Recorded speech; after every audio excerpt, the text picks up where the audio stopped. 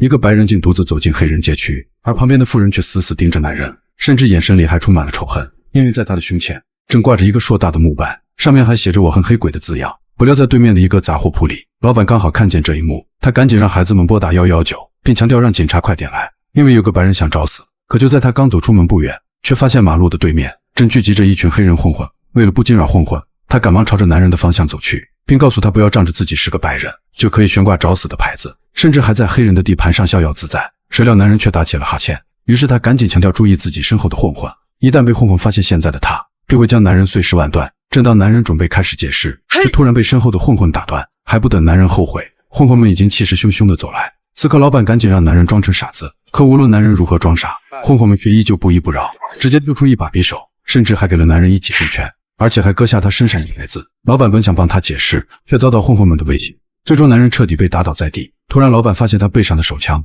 快速地将其撕了下来，并且用枪指着混混们，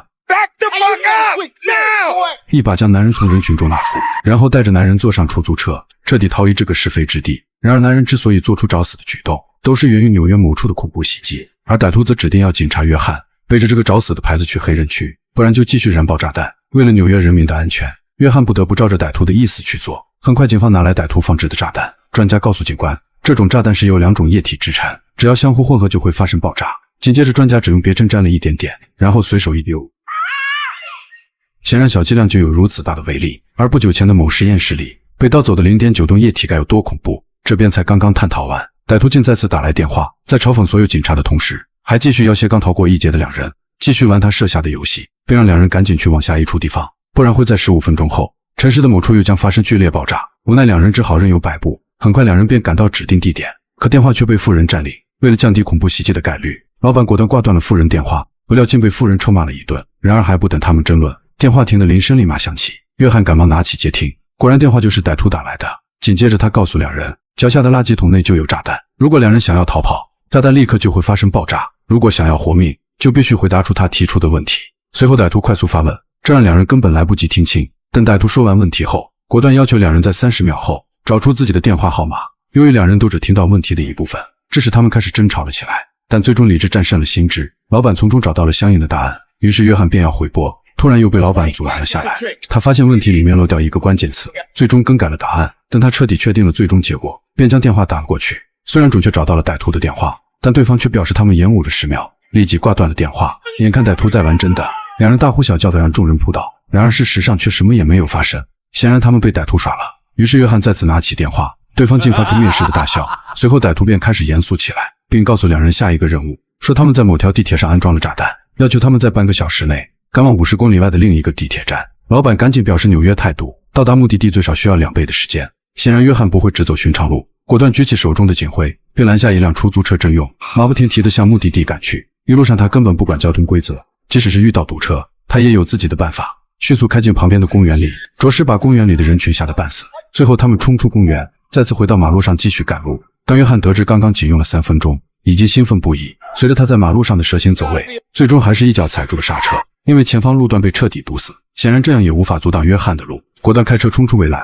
横冲直撞地穿越马路，并趁机跟上了一辆救护车，完成了一次漂亮的弯道超车。可约翰还是不放心，于是决定兵分2路，让老板按照计划开车赶往，而自己则下到地铁站内寻找车内的炸弹位置。可刚到地铁口，竟发现列车准备发车，于是他再次回到地面，打开地铁通风管盖，随即一跃而下跳上车顶，然后小心翼翼地爬向车厢侧面，用力顶破车窗玻璃，最终成功地进入车厢内部，开启了地毯式的寻找。另一边的老板也来到地铁站，一跃跳过检票口，直接跑进等候站台。可眼看时间不多，他赶忙寻找电话亭的位置。此时约翰依旧仔细地寻找，突然发现墙上的警报电话非常可疑，赶忙疏散旁边的旅客，然后用手拨动了一下电话箱，果然自己猜测的没错，于是打开电话箱盖，里面正是他苦苦寻找的炸弹。为了安全起见，他尝试着徒手把箱子拿下，然后招呼旁边的旅客让出一条道路，因为他要赶紧走向车厢尾部。而此时的老板却站在电话旁等男人挂断电话，眼看男人不为所动，他只好恐吓男人赶紧让出眼前的电话。可不巧的是，地铁内的警卫也赶了过来，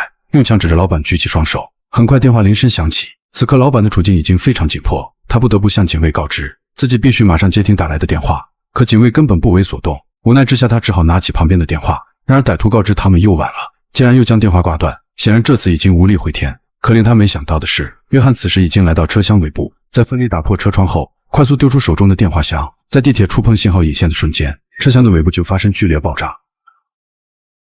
同时车厢也彻底脱轨甩进站台，最终被楼梯卡住，眼看整个站台已是一片狼藉，同时地面也炸出了一个大洞。老板祈求约翰能逃过一劫，果然有个身影爬了出来，此人正是那个疯狂的警官约翰。还不他们喘气，他俩就被上司传唤，来到一辆小车内，里面坐满了一堆 FBI 探员，然后递给约翰一份文件，紧接着连发几个奇怪的问题，这也让约翰不停地摇头。原来照片中的人物就是歹徒，并且是个亡命的雇佣兵，他们用这样的手段制裁米国，同时歹徒也是来复仇的，因为约翰曾杀死了歹徒的弟弟。还不等约翰回忆，歹徒再次打来电话，除了问候现在的 FBI 探员，还告知这次要玩把大的，他将所有炸弹都放在城市的某个学校，并且还把时间定在下午3点，倘若找不到炸弹，他们必会将整个周边夷为平地。显然歹徒依旧邀请约翰两人继续玩他们的游戏，只有这样才会告诉警察们更多信息。于是两人再次出发，与此同时警察们也开始全员出动，殊不知在大楼的顶端正有个人观察着所有的一切，得意洋洋地说道 They bought it.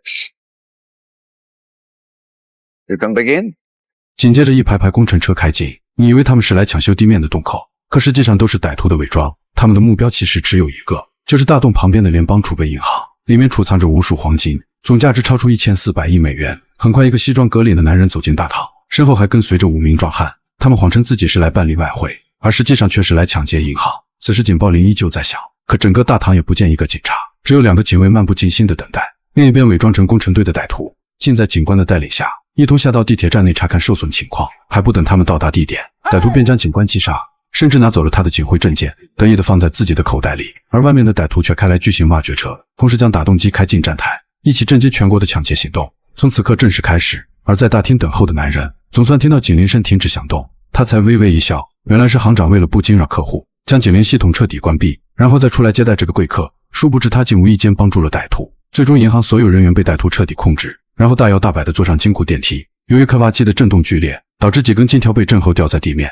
这也引起监控室的警卫察觉，准备出门查看。可当他打开门的瞬间，竟发现歹徒已在门口等候多时，最终所有警卫也被控制，而独守金库大门的警卫还在做着最后的挣扎。殊不知此时的金库墙被打通，女歹徒已经提前进入，她迅速打开保险库大门，从警卫的身后偷袭，最终残忍地猎杀了最后1名警卫。如此行为连老大也看不下去，提醒他人早就没了气息。随后老大带领其他几名歹徒大摇大摆地走进了金库，就此歹徒们的计划成功一大半。紧跟其后的就是铲车进入，全力拉开紧锁的铁门，再用铲斗开始加快他们的工作。另一边的约翰却还在拼命赶路，直到他们来到电话亭，接听那个歹徒打来的电话。当询问炸弹在什么位置时，对方却说用4只脚走路。于是两人转身查看，发现水池中央的大象喷泉。就当他们开始寻找时，却发现在2个水桶的旁边正放着一个类似炸弹的箱子。于是约翰小心翼翼取下，而打开后他才知道这竟然是歹徒给他们开的玩笑。然而箱子内的电话又响了，接听后却是让两人装上定量的水，才能把箱子的警报器解除。最终两人凭借智慧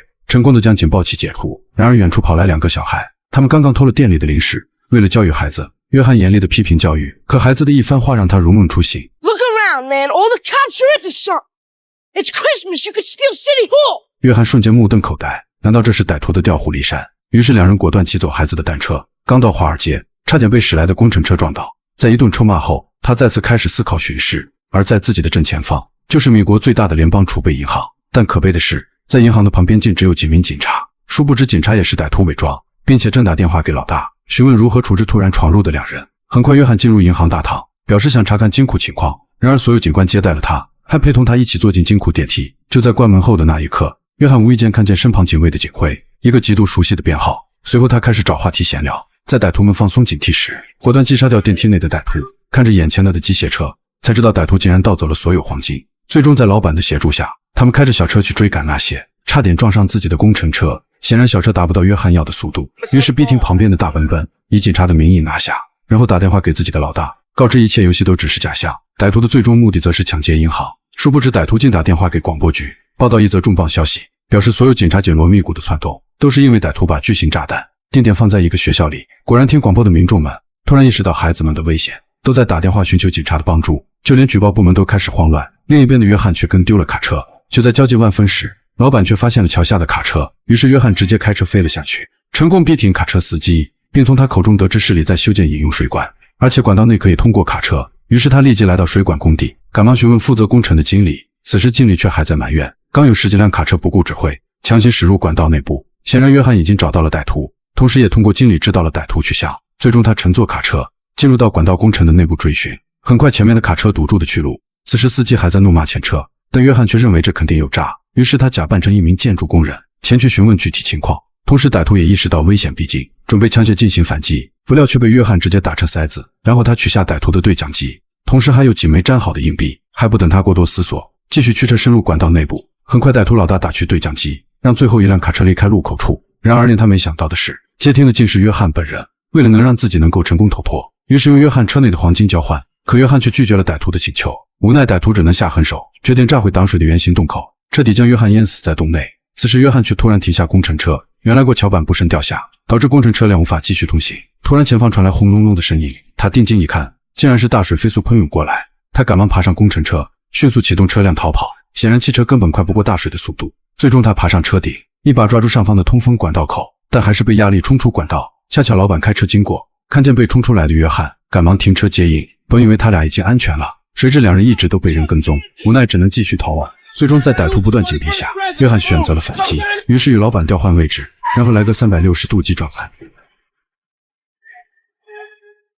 彻底击杀了身后的歹徒。随后他又在歹徒的身上再次发现已经粘好的硬币，接连上一次歹徒身上的硬币，他觉得这肯定是最后的路费，而这点路费一定是过桥用的。最后他们来到大桥上，果真看见歹徒们的货船，但他们的船已经开出了港口。如此紧急的情况，两人必须登船制止歹徒逃亡，但是又该如何上船？这时约翰发现了皮卡车上的钢绳，于是利用它勾住船体的升降机。就在两人缓缓爬向船体时，钢绳已经全部被拉出，最终拉动了整辆皮卡车。随后皮卡车也被拉出大桥。这时两人成功吊在集装箱上面，他们迅速爬下集装箱，然后准备兵分两路，慢慢潜入歹徒的内部。显然老板没有任何实战经验，很快就被歹徒抓住。另一边的约翰则不同，他一路过关斩将，不断潜入到船体内部，但还是被另一个歹徒拦住去路。还好他抓住机会，趁机用铁链绊倒歹徒，然后爬起身来不断出击，彻底将其制服。紧接着提起武器继续寻找，直到闯进驾驶室后，却没有发现任何歹徒的身影，于是赶忙打电话给海岸防卫队。可就在汇报情况时，他转身看向窗外呆住了。